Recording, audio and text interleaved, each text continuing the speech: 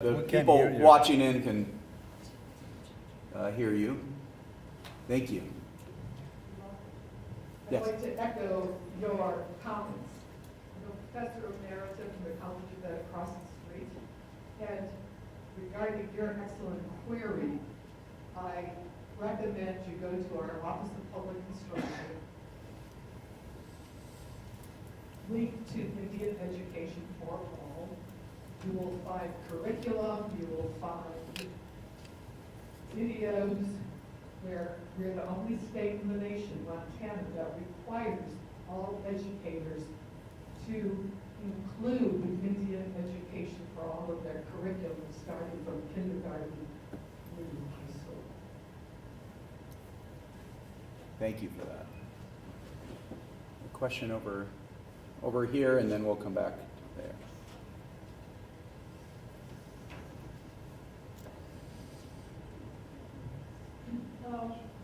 I'm Sandra Ashley Redpath from the Center of the Shawnee Institute Foundations. And I have to say that this year marks 50 years since the occupation of Alcatraz. It also was the 50 years since Dennis Banks and Russell Meeks found the name. And one of the many things that we worked in that struggle was what she exactly is talking about, is cultural competency. And the thing that I think that the Indian law, as well as Indian education, needs is cultural competency as a demand for all people going to school. I have been a director of Indian education in Tacoma. I've been the editor of Tacoma Indian News. And across the board, it doesn't matter where you are or what field you're in. If you're a judge, for example, you need to have that background information to be able to make proper, accurate knowledge decisions. If you're a teacher in Indian education, or even a non-Indian teacher teaching Indian history, you need to have a educational background to be able to teach that history accurately. I have been developing Indian education materials for 30 years. And again, coming from Washington to Montana, I really have to disagree with the Montana Indian Education for All, because when I came here in 2000, I approached OPI and I asked them if they would incorporate tribe history from all tribes, so it's Native American history overall, and not just Native American history from Montana tribes. They pushed me away. Working in Washington, even though there's not a law there, it's active. From K through 12, we had programs for not only Native education, but educational assemblies and cultural activities for all cultures. And so it's a sharing process, excuse me. And I just think that I would like to ask the panel, has there ever been any suggestions or thoughts about requiring federal judges to be able to have that as a requirement for their background?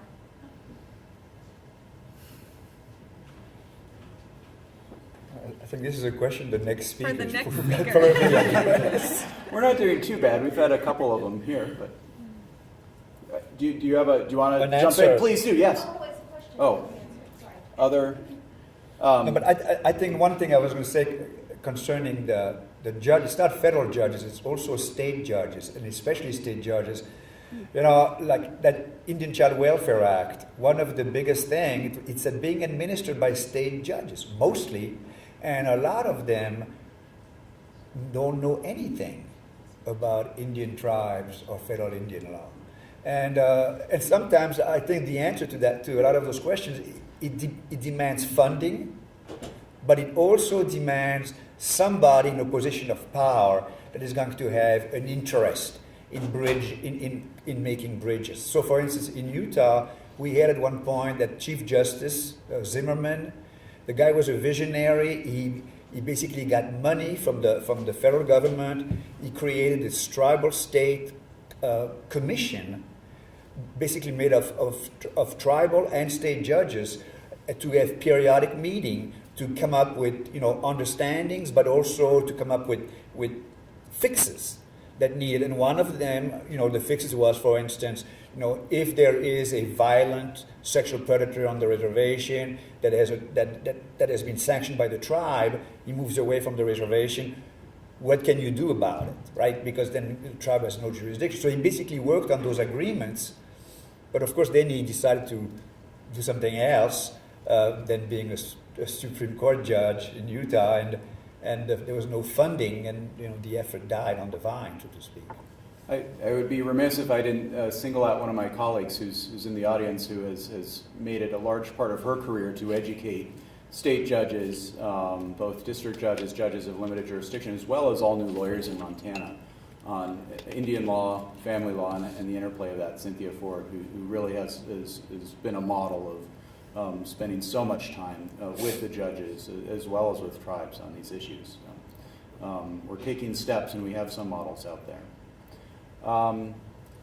Yes, on the aisle there, we've got 3 questions and about 7 minutes. So please try to keep your questions quick, and we'll try to do the same with our answers. Okay, my name is Richard Erb. My background is more in field economics and law.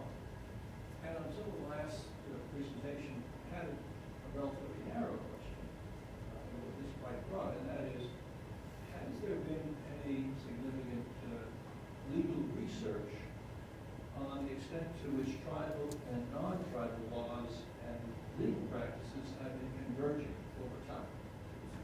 Like that, 40 years, and try and collect that kind of data to see what that how those laws and practices converge. The last presentation then took me to a broader issue. You look around the world, and there are lots of countries where there are strong populist movements. And one reason, the fact behind that is we went through a period of 40 years of globalization where you had tremendous movement in goods, services, money, people, ideas, cultural values, and data. And people are in many different countries feel that they've lost control over what is going on in their own country because of these flows. I think that the only way that you try to deal with that, unfortunately, and that is to try to put up barriers. So you put up barriers to the flow of data, you put up barriers to the flow of money, and the flow of goods. I make this as a general comment because I think that tribes within the U.S. are part of this larger global movement, and the economies, the culture of different tribes are being very much influenced by what's happening at a global level. Thank you. Responses, reactions? That's a great set of questions, and I just have short responses. So on the first one, what do tribes do to kind of align their systems with the dominant structures, whether they're state or federal? I really saw that as the first set because they were so heavily influenced by Department of Interior in terms of tribal lawmaking to keep things consistent, similar definitions so that state and tribal proceedings would be in sync with criminal and civil procedure and things of that nature. For me, the UN Declaration on the Rights of Indigenous Peoples was that normative turning point, and Angela's written about it, and Kristen is jurisgenerative, because it really instilled all of these norms that aligned with the populist movements in those other countries that were resisting the colonial legacies and really going into a strand of indigeneity and law and customary law and things of that nature. So that's the genesis of indigenous data sovereignty, is that exactly that, the human rights discourse, indigeneity, breaking off and really establishing that control, not aligning with the dominant structure. I don't know, colleagues have other views. I'll say 30 seconds on this as a historian. I feel like often our perspective on tribes, at least in the sort of historical literature, going to your earlier discussion of how people get educated on this, is sort of outside of time and outside of these influences. And one thing that historians have been stressing is that Native peoples have been cosmopolitan since even before, since long before the arrival of Europeans, in their exchange of ideas with other Native nations, and then in their participation after the arrival of Europeans in these broader global trends. So I think it's important to stress that from a historical perspective, globalization for Native peoples is not a new experience, and they've long been part of these globalizing trends. I think we have room for one more. Angela, did you have a question? No, okay. Let's go to a new question up here on the front in the plaid shirt here. Yeah. We're here all night too, so you can always come up afterwards. You talk about educating people about culture and feel that that's substandard or totally inadequate. Has there been any effort to, a lot of people consult the tribes through SHPOs, TPOs, NEPA, different things. Has there been any efforts to, as part of programmatic agreements, MOAs, if you have your own certifications under Clean Water Act 401 certifications, to say, as part of this MOA, part of this PA, if you want to put this cell tower here, if you want to put this pipeline, if you want this easement, that you will educate your employees on why this matters to the tribe.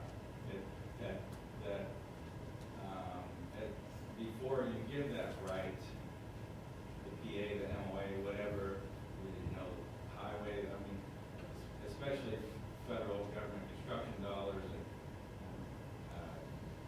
consulting with the tribes on tons of things, to require an PA on MOA, whatever the contracts, whatever license leases, that there's a requirement that you educate your employees before you put that cell tower on the property.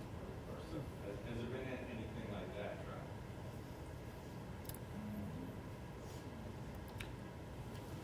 No?